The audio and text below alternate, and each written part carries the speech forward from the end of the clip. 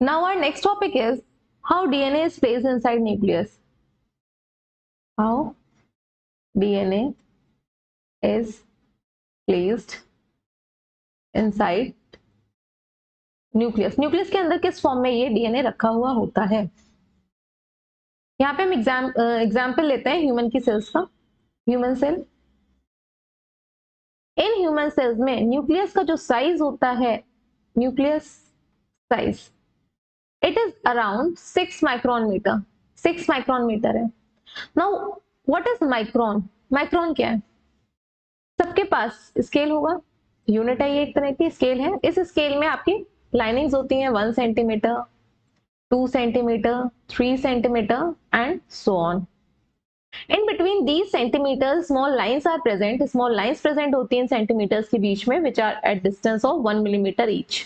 दो small line के बीच की जो डिस्टेंस होती है वो आपकी कितनी होती है? 1 मिलीमीटर. अब आप क्या करो, 1 मिलीमीटर के 1000 पार्ट करो. 1000 पार्ट कर दिए. इन 1000 पार्ट में से 1 पार्ट लो. 1 पार्ट. अब ये 1 पार्ट आपका होता है 1 माइक्रोन. तो आप सोच सकते हैं कि ह्यूमन सेल के जो न्यूक्लियस का साइज है उसका 6 माइक्रोन मीटर डायमीटर होती है, तो कितना स्मॉल होगा. एंड इस न्यूक्लियस में जो आपका डीएनए प्रेजेंट होता है वो आपका टोटल डीएनए की अगर हम बात करें लाइन टू लाइन, अगर हम पूरा डीएनए ह्यूमन की सेल का जोड़ दें, वो आपका अराउंड होता है अराउंड 2 मीटर. 2 मीटर का डीएनए प्रेजेंट है. अब ये 2 मीटर का डीएनए किस तरह से ह्यूमन सेल के न्यूक्लियस के अंदर प्लेस होगा, ये हमारा क्वेश्चन है.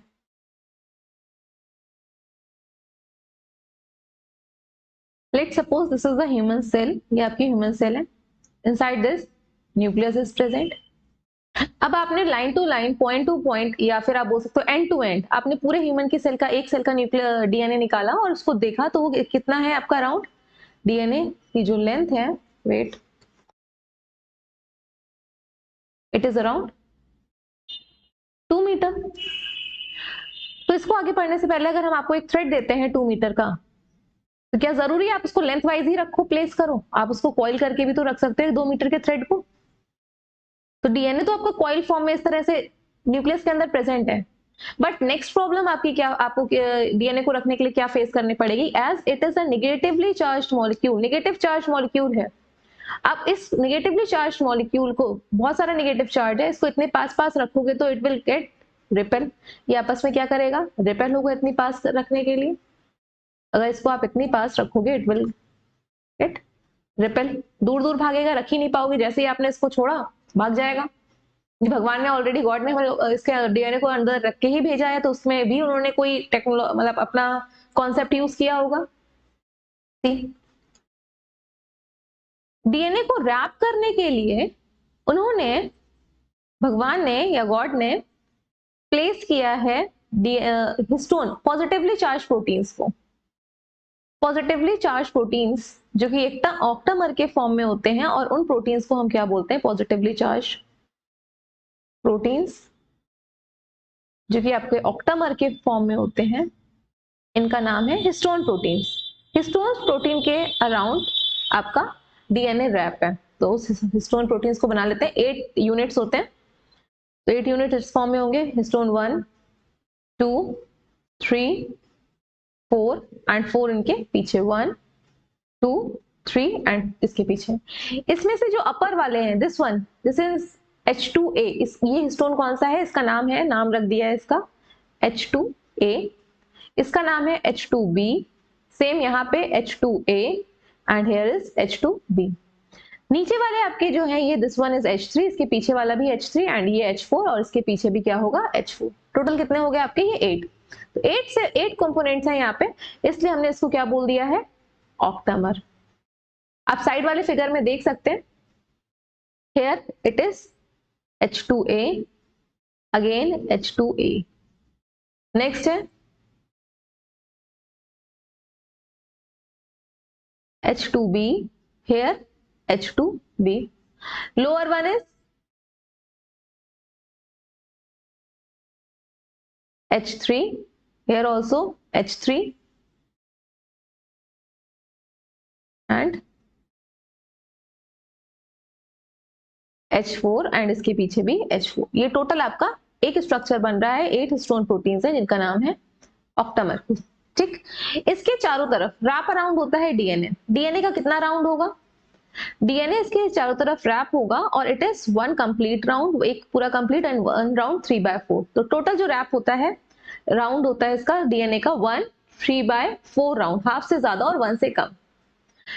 इतने पूरे स्ट्रक्चर को DNA along with the octamer, histone octamer, it is known as nucleosome. इसी को ही हम बोलते हैं न्यूक्लियोसोम। यहाँ पे जोम वर्ड है।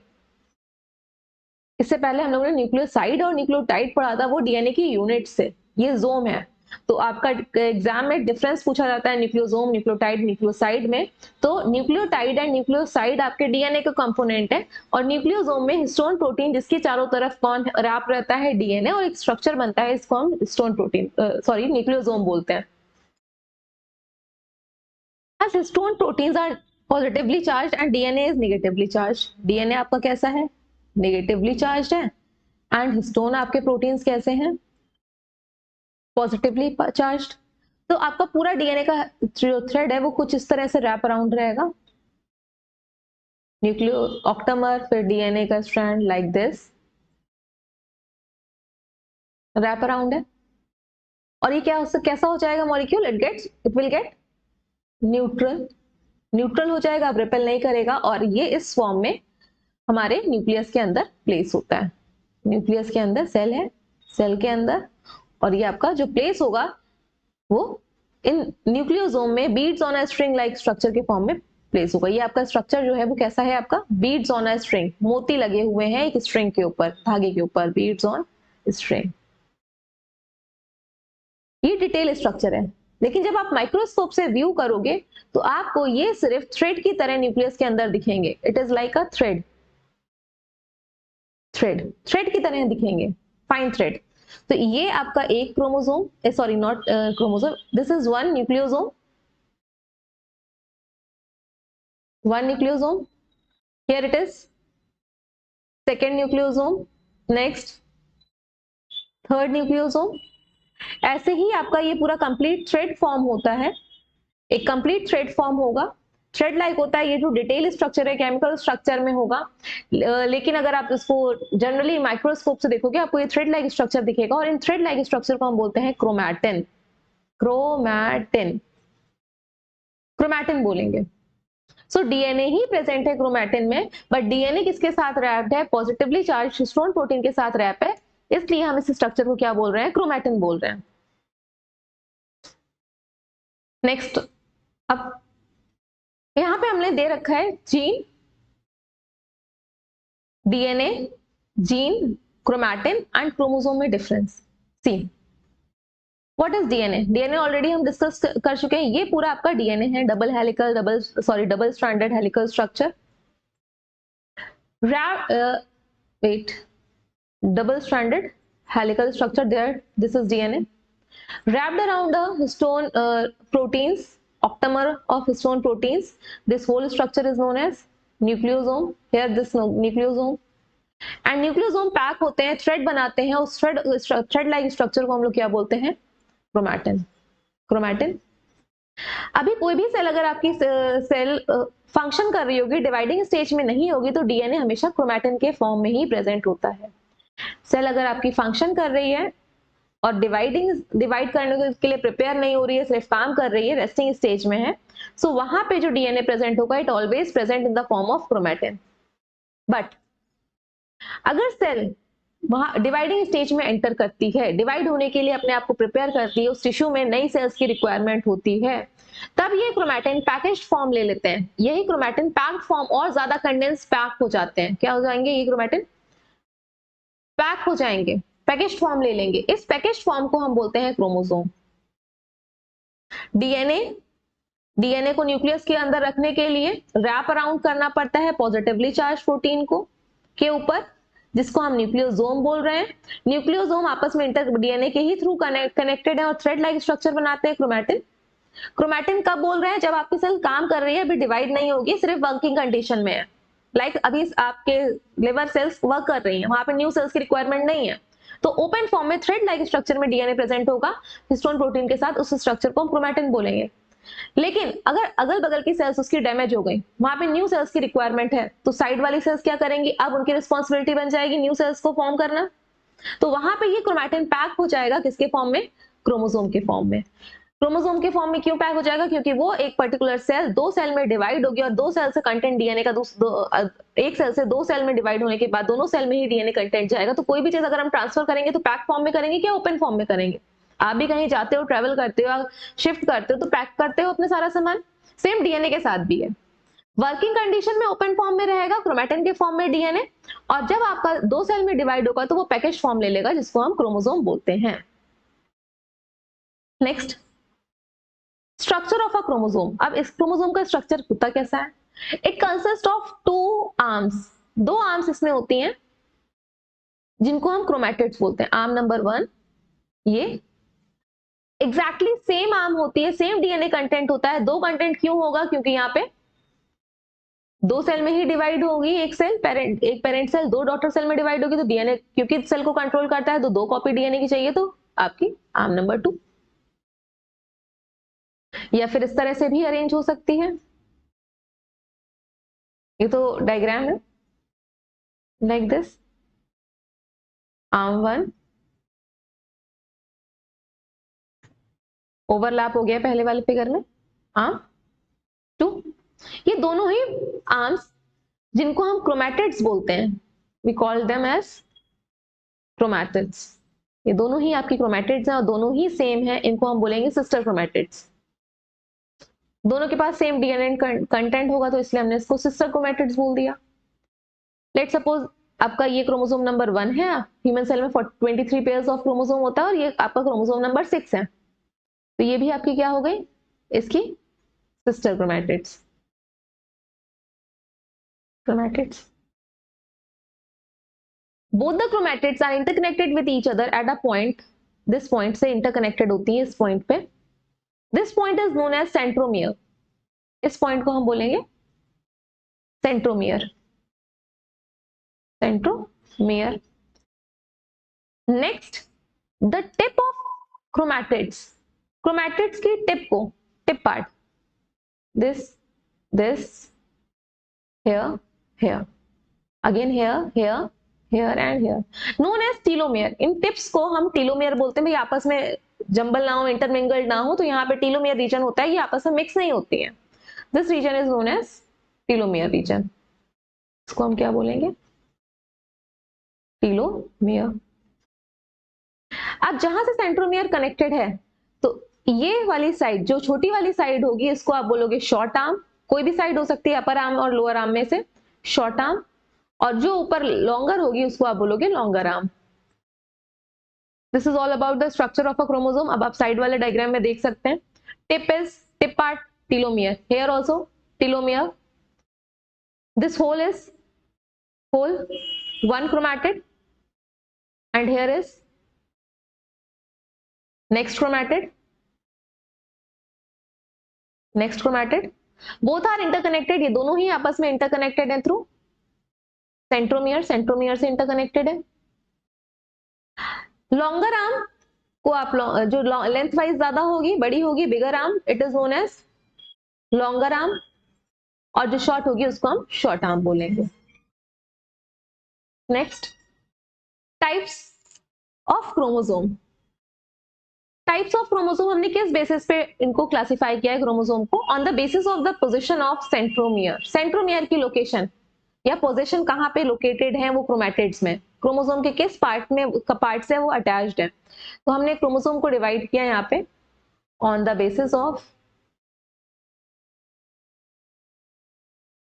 Position of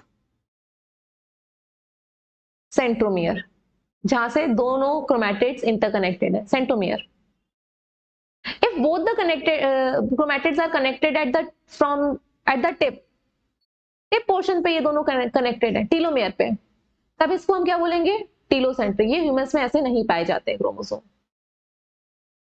If both the chromatids are connected slightly away from the telomere, मतलब टीलोमियर से थोड़ा सा नीचे की साइड है, मिड पे नहीं है, मिड से हटके नहीं है, टीलोमियर से थोड़ा सा हटके हैं, अपर पॉइंट से हटके हैं, इसलिए हम इसको क्या बोल रहे हैं, acrocentric.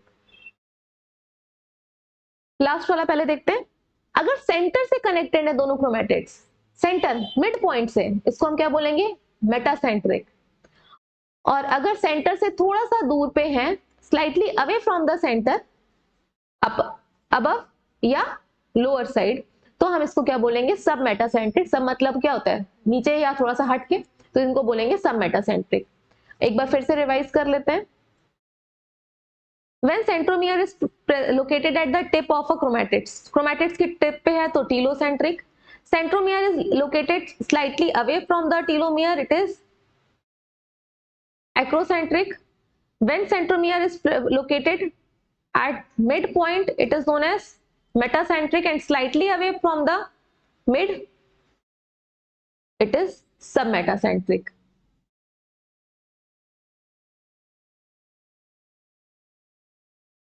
Types of chromosome in humans. Humans में एक तो हम लोगों ने सेंट्रोमियर के लोकेशन के बेसिस पे हमने क्रोमोसोम को डिवाइड किया है। यहाँ पे हम देखेंगे सेक्स को डिटरमाइन करने वाले वेदर मेल है कि फीमेल है, उन क्रोमोसोम को, और रेस्ट जितने भी क्रोमोसोम होंगे आपकी सेल के अंदर उनको हम क्या बोलते हैं, ऑटोसोम। क्रोमोसोम क्या थे, डीएनए जब रैप अराउंड होता है प्रोटीन, पॉजिटिवली चार्ज प्रोटीन के ऊपर, तो एक थ्रेड लाइक स्ट्रक्चर बनता है जिसको हम क्रोमैटिन बोलते हैं। लेकिन जब सेल डिवाइडिंग स्टेज में एंटर करने वाली होती है तो अपने आप को प्रिपेयर करती है और डिवाइडिंग स्टेज पे होती है, तब भी वो क्या करती है, अपने डीएनए को पैकेज फॉर्म ले लेती है। उस पैकेज स्ट्रक्चर को हम क्रोमोसोम बोल रहे हैं। Chromosome are the package form of chromatin, chromatin की ही ये पैकेज फॉर्म है। सेक्स क्रोमोसोम जो कि आपके सेक्स को डिटरमाइन करेंगे, वेदर मेल है कि फीमेल है। तो आप इस साइड वाले डायग्राम में आप देख सकते हो, ये आपकी जो लास्ट वाला पेयर है, 23rd पेयर है XY, it is present in male and XX present in female. These are known as sex chromosome or allosome. Rest 1 to 22 pair, 1 से लेके 22 पेयर तक के क्रोमोसोम को आप क्या बोलते हो, autosome. Next topic is karyotype and idiogram. Suppose आपने सेल डिवाइडिंग स्टेज में माइक्रोस्कोपिक से सेल को माइक्रोस्कोप से व्यू किया, तो आपको वहां पे क्रोमोसोम्स दिखे, लाइक दिस क्रोमोसोम दिखे। आपने उनको जो भी शेप में आपको क्रोमोसोम दिख रहे थे, साइज के बेसिस में, पेयर के बेसिस में यहाँ पे ड्रॉ कर दिया। यहाँ पे आपको जिस भी स्ट्रक्चर में दिख रहे थे, इस तरह से ये टेढ़ा है, इस तरह से ये ट्विस्टेड है, तो आपने उसको एज सच ड्रॉ कर दिया। Then it is known as karyotype. इसको आप क्या बोलते हो, कैरियोटाइप। और किस ऑर्डर में आपने अरेंज किया है, डिक्रीजिंग ऑर्डर में। डिक्रीजिंग ऑर्डर में सबसे जो बिगर वन है आपने उसको क्रोमोसोम नंबर 1 दिया है, उसके बाद उससे छोटा 2, उससे छोटा आपने 3, उससे छोटा आपने 4। जब इसी डायग्राम को आप इसी कैरियोटाइप को स्ट्रेट प्रेजेंट कर देते हो, स्ट्रेटली प्रेजेंट कर देते हो, लेंथ वाइज ऑफ सेंट्रोमियर की लोकेशन बताते हो, जस्ट लाइक वेट दिस, ये क्रोमोसोम नंबर 1 है, this is chromosome number 2। Diagrammatic representation, अभी आपने क्या किया, इसको ट्विस्ट जैसे आपको दिख रहा था उस फॉर्म में नहीं बनाया, आपने स्ट्रेट कर दिया, डायग्रामेटिक रिप्रेजेंट कर दिया। Then it is known as इडियोग्राम।